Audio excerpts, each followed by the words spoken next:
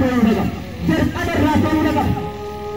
Intalli musliimaa mana isaaniif irraa kabajaan heeruu qabu. Alaa heeruu qabu. Alaa heeruu qabu. Kabajni safuun ummata hawaasa sabaa sablammootaa intala isaanii dhufanii manarraa gaafatanii weerarri isinii kan hirkadhaadhaan galanii mana baasan.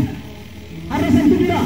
Safuun sun cabtee amantiin gufattee dubartoonni keenya namuma fedhee hagaamee deeman.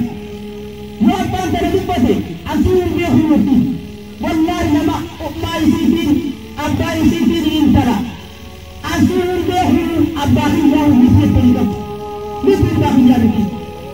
Gurbaa irra fuudhee umrii fuudhee haalaa fi abbaa waan kan tajaajilame. Dhaloota gartee jirra.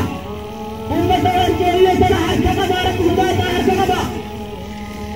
Dubri keenya yoo namni isaaniif dhufe siiniin alaa deemmadha jireen ana haadha abbaan qabaa mana keenya irra kabajaan na fuudhi jechuudha qabdu jedhamee. Arsii isaanii beekta isaan akka kana. Kasan alamni waa'ee kun qabdu hin moontu. Naamusa ala dhattee musaffaraa jechuudhaan jara keenya musaffarii hin qabnu. Dhimma hin dubatte haa jennu kun waa qabna.